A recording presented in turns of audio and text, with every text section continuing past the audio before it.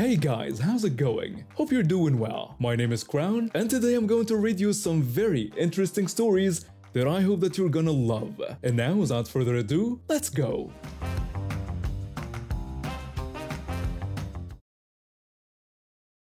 I moved into this house about 8 months ago. It was small, but it had a nice front yard, and I was excited about that. I had always wanted to grow some plants, maybe some flowers. Nothing too fancy, just something green and alive that I could take care of after work. The first few weeks went well. I planted marigolds, some rose bushes, and a few seasonal flowers. The soil was good, and everything started blooming nicely. My neighbor on the left side seemed okay at first. She had a big dog, some kind of retriever mix. I saw her walking it sometimes in the evenings, but then I started noticing something strange. Every few days my plants looked disturbed. Soil was scattered everywhere. Some flowers were completely uprooted. The marigolds I had planted near the fence were torn out of the ground. At first I thought maybe it was street dogs, or maybe some kids playing around. I fixed everything and replanted what I could, but it kept happening. One morning, I woke up early because I had a meeting. It was around 6:30. I looked out the window while making coffee, and that's when I saw it. Her dog was digging right next to my plants, pawing at the soil, tearing through the flower bed like it was looking for treasure. And she was standing there, right there, on her phone, not even looking at what the dog was doing. I felt my chest tighten, but I told myself to stay calm. Maybe she didn't notice. Maybe she would stop it if I just talked to her. So I went outside, I walked over to the fence and cleared my throat. She looked up from her phone. I apologized for bothering her but told her that her dog kept digging up my plants. I said it as politely as I could. She looked at the dog, then back at me. She said that dogs do these things. She smiled a little, like it was cute, like it was no big deal. Then she went back to her phone. I stood there for a second, not sure what to say. I asked if she could maybe keep him on her side. She told me he was just playing. And that was it? She turned around and walked back inside. The dog followed her a minute later. I looked at my plants. Half of them were ruined again. I spent the rest of that morning replanting. I even put up a small wire fence around the flower bed. Nothing tall, just something to mark the boundary. It cost me about $25 from the hardware store. I thought maybe that would help. It didn't. A few days later, the dog was back. This time it was around 7 in the morning. Somehow, it still managed to mess up my side of the yard.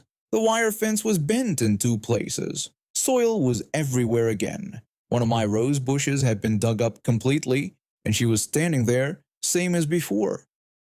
This time I didn't go outside. I just watched from the window. She didn't stop the dog. She didn't even look at what he was doing. She just stood there scrolling on her phone for a good 10 minutes. I realized then that talking to her wasn't going to work. She didn't care, and I wasn't going to beg someone to have basic respect for my property. So I stopped saying anything, but I started doing something else. Every morning I began watering my plants earlier than usual, around 5:30 before the sun came up. Not just a little water, a lot. I soaked the area near the fence until the ground turned soft and muddy. The soil stayed wet for hours. I did this every single day. At first, nothing changed. Her dog still came by. But then, about 4 days in, I heard barking. It was around 7:15 in the morning. I looked out the window. The dog had stepped into the mud near my plants, and it slipped, lost its footing. Mud splattered all over its fur.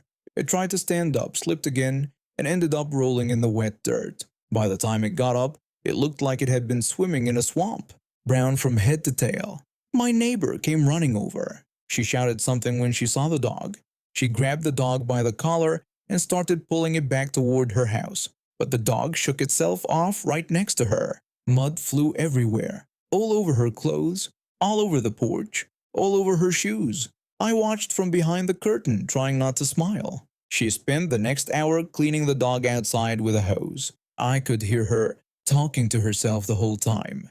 The dog kept trying to shake off the water, spraying her again and again.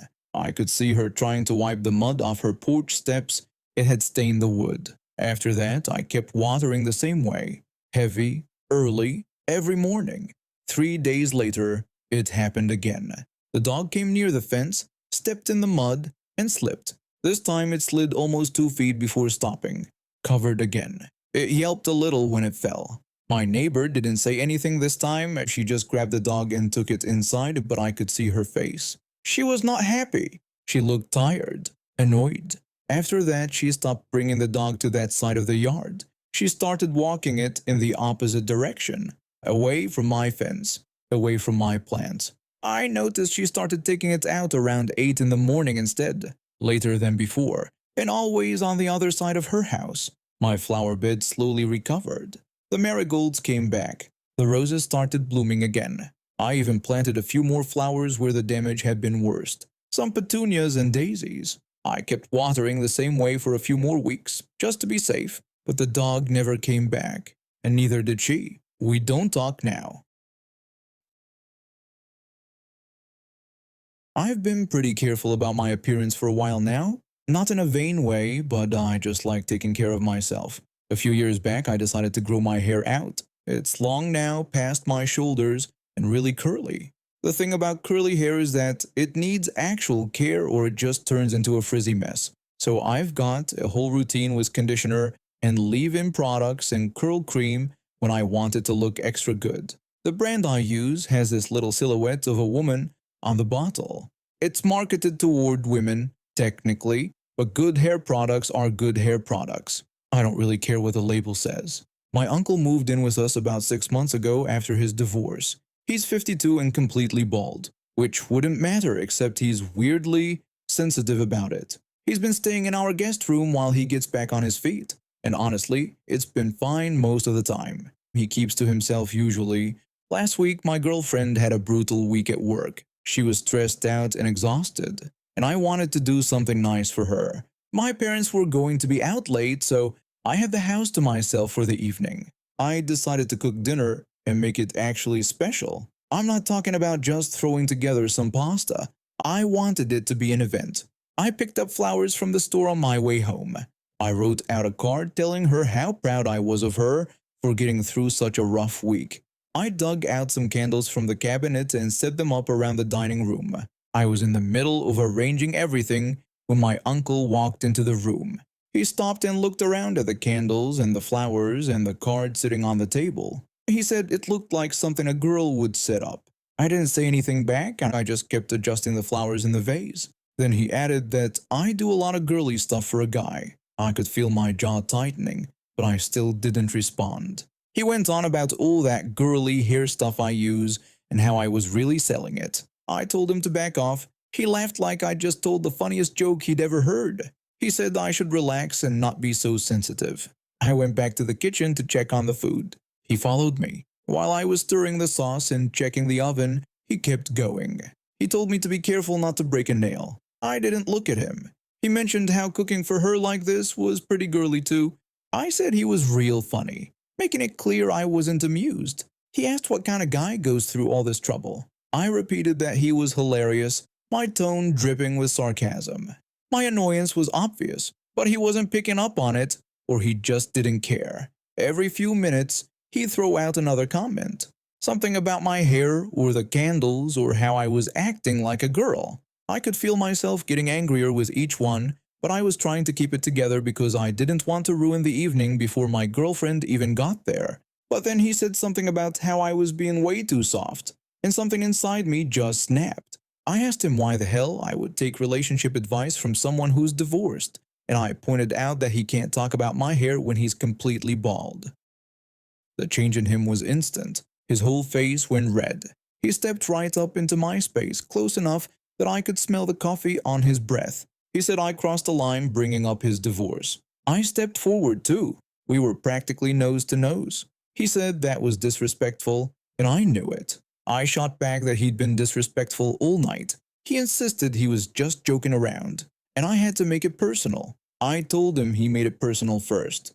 He said I don't talk to him like that in this house. I replied that maybe he shouldn't talk to me like that about my relationship. We stood there for what felt like forever, both of us breathing hard, both waiting for the other to back down.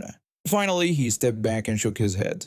He said I was out of line. Then he turned and walked out of the kitchen. I heard his bedroom door slam a few seconds later. I tried to shake it off and get back to setting up, but my hands were shaking and I'd lost most of my appetite. The dinner with my girlfriend went fine. She loved the setup and said it was exactly what she needed after her week. But the whole time I kept replaying the argument in my head. Later that night, after my girlfriend left and my parents got home, my mom came to talk to me. She'd already heard about it from my uncle. She said she understood why I was upset. I told her he was being a jerk. She acknowledged that, but said bringing up the divorce was too far. I pointed out that he was making fun of me for an hour straight. She said she got that, but he's already embarrassed about his situation, and I didn't need to make it personal like that. I argued that he made it personal first. She agreed maybe he did, but I know how sensitive he is about the divorce. I asked if I was supposed to just sit there and take it. She said she wasn't saying that, just that maybe I should apologize so we don't have this tension in the house. I didn't say anything. She added that she didn't want us to have issues while he's living here. I said he started it. She called me sweetheart and said, sometimes being the bigger person means apologizing even when you're not completely wrong. She left after that and I've been thinking about it ever since. Part of me knows I went too far. Bringing up his divorce was a low blow, and he's clearly still hurting from it. But another part of me is still angry that he spent the whole evening making fun of me and then acted like I was the one who crossed the line when I finally fired back. I don't know if I should apologize or stand my ground. All I know is that every time I see him now, the air feels heavy, and I'm tired of feeling guilty for defending myself. My grandfather had been a butcher for over 40 years before retiring, and he'd kept his tools immaculately maintained even after closing his shop. He used to say those knives were works of art, each one perfectly balanced and sharpened. They hung in his shed out back, displayed on custom wooden racks he'd built himself. He had over 30 different knives in his collection, everything from tiny paring knives to massive cleavers. Each one had a story and he'd spent years collecting them from different suppliers and even a few antique shops. About 2 months after I moved in, a woman bought the house next door. I was in the front yard pulling weeds when the moving truck arrived around 9 in the morning. She stepped out of a luxury car and immediately started barking orders at the movers. I walked over to introduce myself and welcomed her to the street. She looked me up and down like I'd just crawled out of a dumpster. She told me she hoped I kept my property maintained because she paid good money for her house and wouldn't tolerate eyesores bringing down her property value. I awkwardly said sure and offered to help if she needed anything. She turned away without another word and went back to yelling at the moving crew. Over the next few weeks, things got worse. She complained about everything. My grass was too long, my car was parked too close to her driveway, even though it was fully on my property. My outdoor light was too bright at night. She'd knock on my door at all hours with new grievances, each one more ridiculous than the last. One time, she even complained that my mailbox was 1 inch over the property line, which it wasn't. I tried to be patient. I really did. I kept my yard neat, I moved my car, I even installed a dimmer bulb in the outdoor light. Nothing satisfied her. I started avoiding going outside when I saw her car in the driveway just to prevent another confrontation. My friends told me I should report her for harassment, but I figured she'd eventually settle down and leave me alone. Then one evening around 6:15 I came home from work to find 2 police cruisers parked in front of my house. My stomach dropped. I pulled into the driveway and saw her standing on her porch with her arms crossed, watching with this smug expression on her face. I got out of my car just as 2 officers approached me. The first officer asked if I was the homeowner. I said I was and asked what was going on. The second officer explained they'd received a report about suspicious activity on my property and needed to ask me some questions. I asked what kind of suspicious activity they were talking about. The first officer said my neighbor had called 911 claiming she had reason to believe I might be involved in criminal activity, serious criminal activity. I stared at them and said they couldn't be serious. The second officer told me she claimed to have evidence and they needed to investigate. Karen came walking over from her porch, practically vibrating with self-righteous energy. She thanked the officers for coming so quickly and said she'd been terrified living next to me for weeks now. Absolutely terrified. I asked her what the hell she was talking about. She told me not to play innocent because she knew what I was doing in that shed and had seen it with her own eyes. The first officer asked her to please explain what she'd told them on the phone. She said she saw inside my torture room and that I had dozens of knives in there, big ones and small ones, all kinds. She said they were displayed on the walls like some kind of sick trophy collection and that I was clearly dangerous, probably a serial killer. She went on about how she'd noticed I kept strange hours and often came home late at night. She said the shed had no windows and was always locked, which she found suspicious. She even claimed she'd heard strange noises coming from the shed at night, which was completely made up. I blinked at her several times trying to process what I was hearing. I explained those were butcher knives and that my grandfather was a butcher for over 40 years. They were professional tools, not weapons. I told them he'd owned a butcher shop downtown for decades, before retiring 15 years ago. She scoffed and said that was exactly what a serial killer would say, then asked why else would someone have that many knives. She added that normal people don't keep collections of knives in locked sheds. The second officer asked if I minded if they took a look at the shed. I told them not at all and asked them to follow me. I led them around to the backyard. The shed was locked, just like always. I pulled out my keys and opened the door. Inside, my grandfather's collection hung exactly where he'd left it. Clean, organized, each knife labeled with its specific use. Boning knife, cleaver, fillet knife, breaking knife, skinning knife, carving knife. There was even a small plaque on the wall that read, "Tools of the Trade," with the dates of my grandfather's career beneath it, 1972 to 2012. On a shelf sat old photographs of my grandfather in his butcher shop, wearing his white apron and standing behind the counter. There were also framed newspaper clippings about his shop and awards he'd won at local fairs for his meat preparation. The first officer stepped inside and looked around, examining the photographs and the plaque. He turned to Karen and said these were clearly professional butcher's tools displayed as a collection. He pointed out the photographs and awards on the shelf. She insisted there were so many of them and it wasn't normal. She said nobody keeps that many knives unless they're planning something terrible. I told her it was completely normal for someone who spent their entire career in the meat industry and that my grandfather took pride in his work. I explained he collected these knives over 4 decades and each one served a different purpose in butchering. The second officer said he needed to ask her something. He asked how exactly she saw inside the shed when she said she'd seen inside it. Karen's face changed. The smugness evaporated. She stammered that she was concerned for the safety of the neighborhood, so she might have done something. The first officer asked her so she what? She admitted she may have looked through the window. I stepped forward and pointed out there were no windows in the shed. It was solid wood on all 4 sides. The only way to see inside was to open the door. The officers exchanged looks. The second officer asked if she entered my property without permission. Karen's mouth opened and closed like a fish. She said she was investigating for the safety of everyone. She tried to justify it by saying she had a right to know if a dangerous person was living next door. The first officer told her that was called trespassing and breaking and entering if she opened the shed. He asked her directly if she'd broken the lock or forced the door open. She got defensive and said the door was unlocked when she checked it yesterday afternoon around 2:30. I interrupted and said that was impossible because I always kept it locked and I had the only key. The second officer asked her to clarify when exactly she entered the shed. She realized she'd just admitted to entering my property multiple times, and her face went pale. She tried to backtrack and said she only peeked inside once, maybe twice, just to be safe. The first officer asked if she was now admitting to trespassing on multiple occasions. She protested that this wasn't fair, and they were twisting her words. She said they should be arresting me, not interrogating her. The second officer said she just admitted to committing a crime and they needed her to come with them. She asked if they were serious and reminded them she was the one who called them. She said she was trying to protect people, and this was how they thanked her.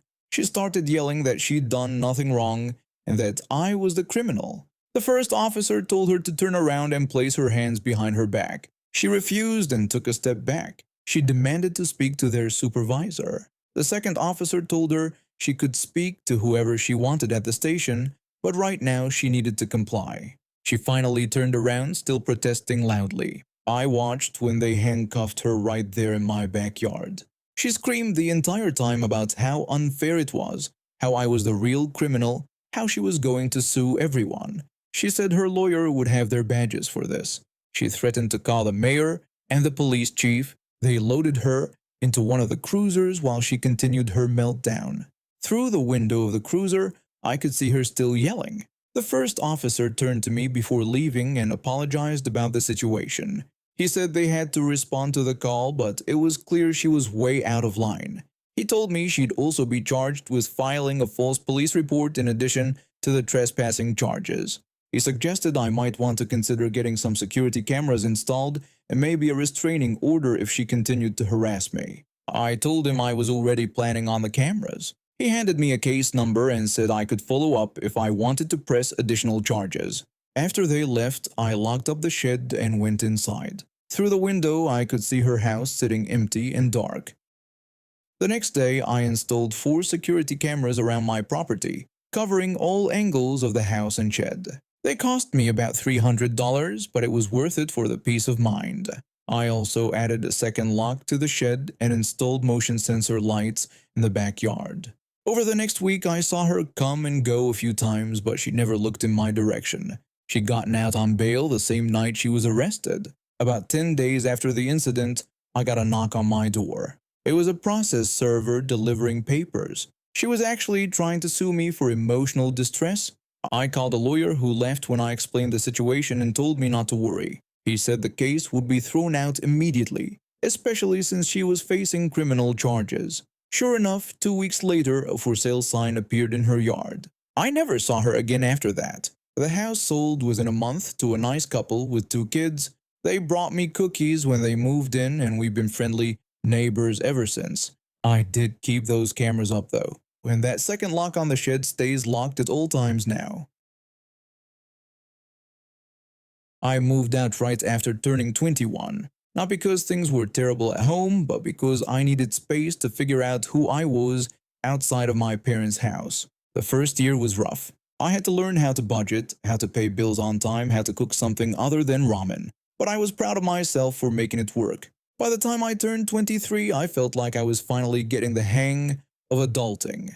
I had my own place, a steady job, and I was even starting to think about my credit score. I've been using one of those debit cards that reports to credit bureaus, the kind that helps you build credit without needing a traditional credit card. It wasn't much, but it was a start. I figured I'd apply for a real credit card in another year or so, once I had a bit more history under my belt. Then one random day, I got an email from a credit card company. The subject line said something like "application received." I stared at it for a second, confused because I definitely hadn't applied for anything. My first thought was that it was a phishing scam. I almost deleted it, but something made me click it anyway. The email looked legit. It had my full name, my address, and it was from a company I'd actually heard of. I started to panic. Did someone steal my identity? Was my information compromised? I called the number on the email, half expecting it to be fake, but a real person answered. I explained the situation, told them I never applied for a credit card, and asked if they could look into it. The representative put me on hold for what felt like forever. When she came back, she confirmed that the application was real and had been submitted with my name, address, and social security number. My stomach dropped. She explained that the application was still being processed, so nothing had been approved yet, but it was in the system. I thanked her, hung up, and just sat there for a minute trying to wrap my head around it. Who the hell would do this? I didn't have a lot of friends who knew my social security number, and I'd been careful about where I used it. After about an hour of spiraling, I called my mom. She picked up on the second ring, cheerful. I told her about the weird email I'd gotten and explained that someone had applied for a credit card in my name. She immediately admitted that it was her. I asked her what she meant, completely thrown off. She said she'd applied for a card for me because she thought it would help me build credit faster. I was so confused I had to ask her to repeat herself. She explained that she'd used my information to apply and that she was planning to manage the card for me until I got more established, just to give me a head start. I told her she couldn't just do that she couldn't open accounts in my name without asking me, and that what she did was illegal. She brushed it off and told me not to be dramatic, insisting that she was my mother and wasn't trying to steal from me, just trying to help. I said I didn't care if she was trying to help, that she'd used my social security number without my permission, and that was identity theft. She asked if I was serious and said she was doing me a favor. I told her it wasn't a favor if I didn't ask for it, and asked what would happen if it messed up my credit or if she couldn't pay off the card and I got stuck with the debt. She said she wasn't planning on running up a balance and that she was going to use it responsibly. I said that wasn't the point, that the point was she didn't tell me and went behind my back to use my personal information like it was hers to use. She said she was trying to be a good mom and I was treating her like a criminal. I told her that what she did was a crime.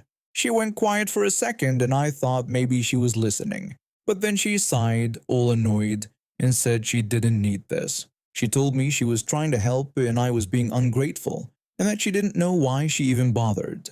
And then she hung up on me. I just sat there staring at my phone, furious and confused and kind of hurt. The next few days were a mess. I called the credit card company back and explained that the application was fraudulent, that I hadn't authorized it, and that I needed it canceled.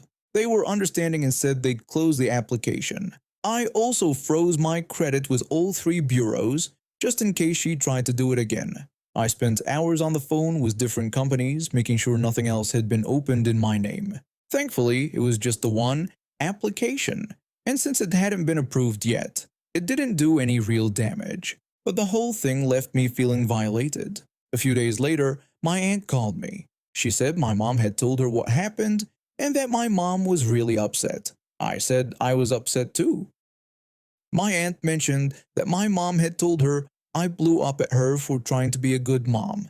I laughed, not because it was funny, but because that was the story she was telling people. I explained to my aunt that my mom had committed identity theft and that I didn't blow up at her for trying to help, but told her she couldn't use my personal information without my permission. My aunt said she understood, but that my mom was just trying to look out for me. I asked if that meant it was okay to break the law. My aunt didn't really have an answer to that. We talked for a bit longer, but it was clear she was on my mom's side, or at least didn't think it was a big deal. After we hung up, I realized this wasn't just about the credit card. It was about the fact that my mom still saw me as a kid she could make decisions for. She didn't see me as an adult with my own life, my own finances, my own future, and that hurt more than anything. I love my mom. I really do. But what she did crossed the line. I haven't talked to her much since. She hasn't apologized, and I'm not sure she ever will. I've been dealing with this guy on my team for about 3 months, and honestly, I should have seen it coming. He sat directly across from me in our pod at work, which meant 8 hours a day of listening to him chew gum with his mouth open, interrupt people mid-sentence, and generally act like the office belonged to him. The weird thing was, management seemed to love him.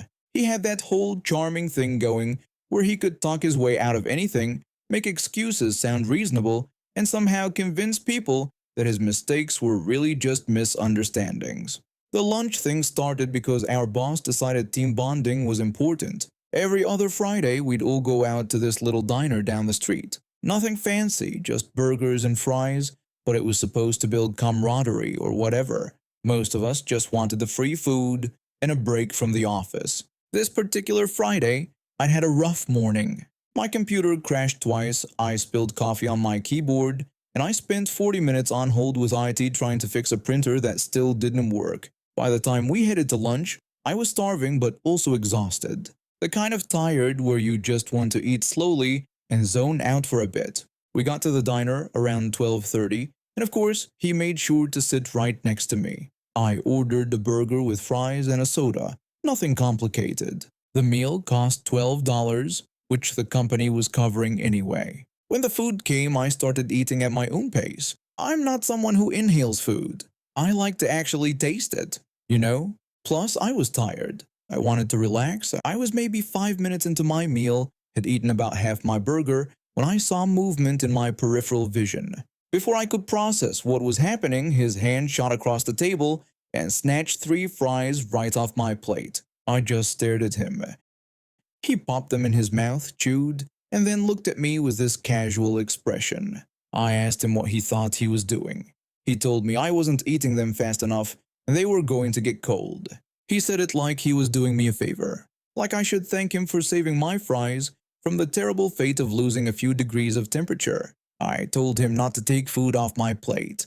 He acted confused and said they were just fries, like it was no big deal. He laughed, actually laughed, and looked around at the other people at the table like he expected them to back him up. A couple of coworkers looked over but didn't say anything. One woman gave me a sympathetic look but went back to her salad. Our boss was sitting at the other end of the table, completely absorbed in her phone. I turned back to my food, trying to ignore the annoyed feeling building in my chest. Maybe he was just being weird. Maybe it was a one-time thing. It wasn't.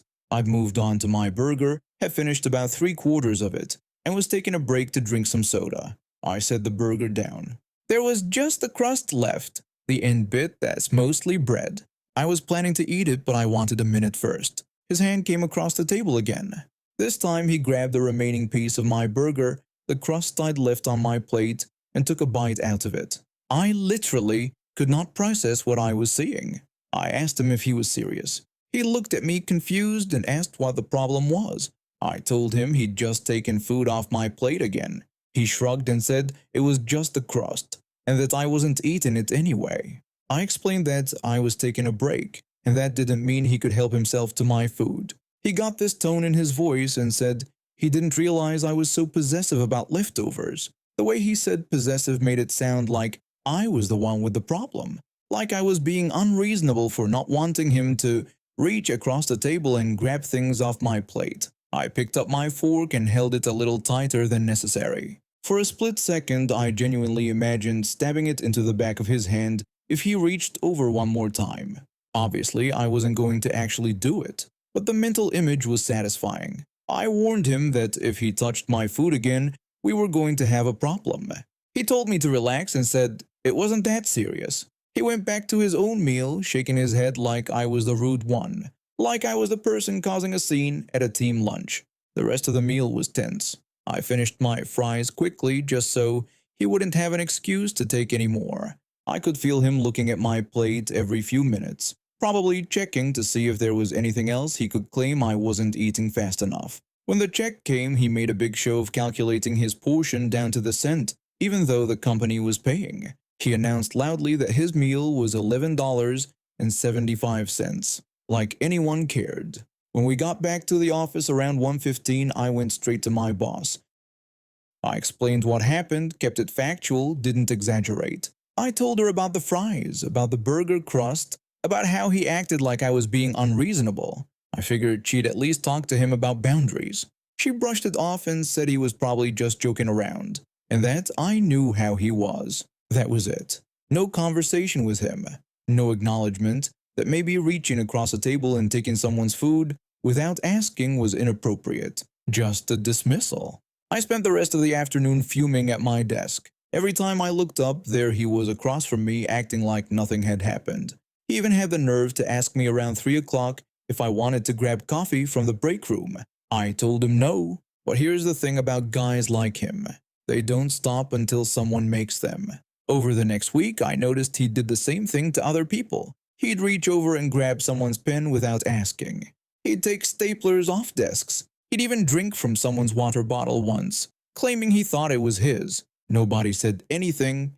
Everyone just let it slide because that's how he was. The next team lunch rolled around 2 weeks later. This time I brought my own food from home, a sandwich I'd made that morning, wrapped carefully in foil. I also brought my own bag of chips and a bottle of water. We all sat down at the same diner around 12:30 again. Everyone else ordered their usual meals. I unwrapped my sandwich and started eating. He watched me for a minute, then made some comment about how bringing your own food to a team lunch was kind of antisocial. I ignored him. About 10 minutes in, after I'd eaten half my sandwich and set it down to open my chips, his hand started moving toward my plate. I was ready this time. When he reached for my sandwich, I stabbed my fork into the table between his hand and my plate. Not hard enough to damage anything, just hard enough to make a point. The fork stuck straight up in the wooden table. The entire table went silent. People stopped mid-conversation. Someone's fork clattered onto their plate. Our boss finally looked up from her phone. I told him to try it and see what happens. He pulled his hand back fast, eyes wide. His face went pale. I pulled the fork out of the table and went back to eating my sandwich like nothing had happened. Nobody said a word for the rest of lunch.